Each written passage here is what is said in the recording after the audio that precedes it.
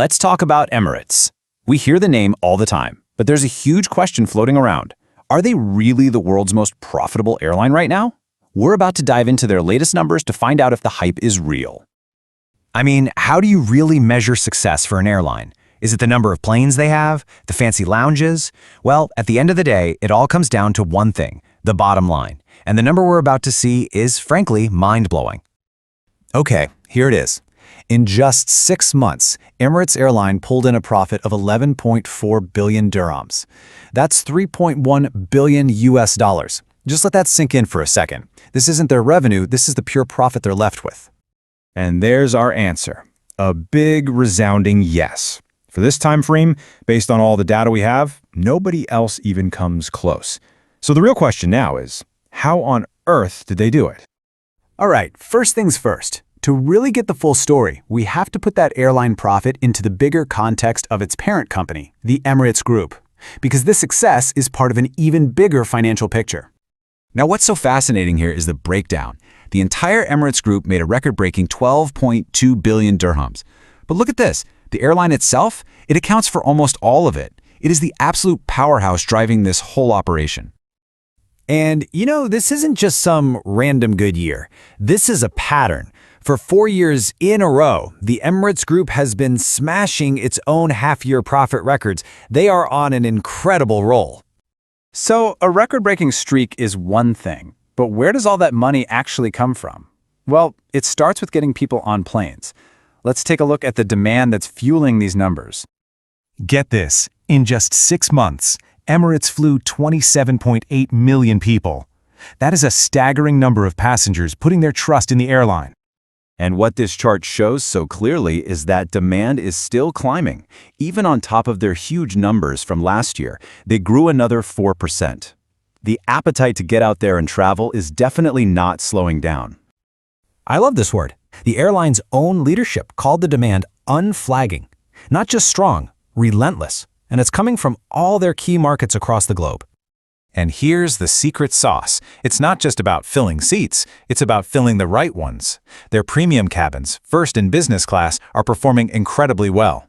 Then you mix in Dubai's genius strategy as a connecting hub.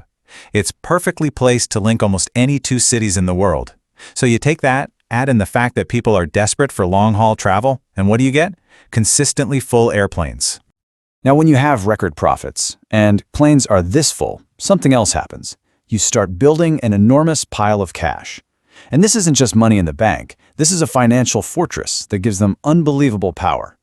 As of September, the Emirates Group was sitting on 15.2 billion US dollars in cash. That's an almost unheard of amount of money for an airline to have on hand. It's incredible.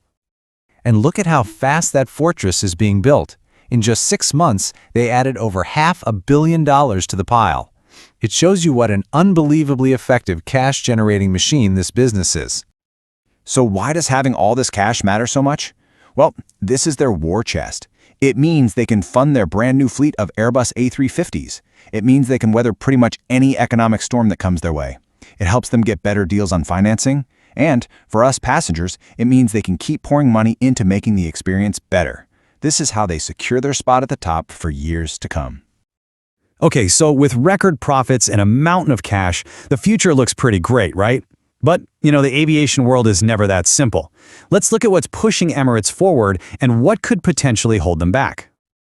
This right here is the classic balancing act for any global airline. On the plus side, you've got these amazing tailwinds, like super strong travel demand and new, more efficient jets on the way.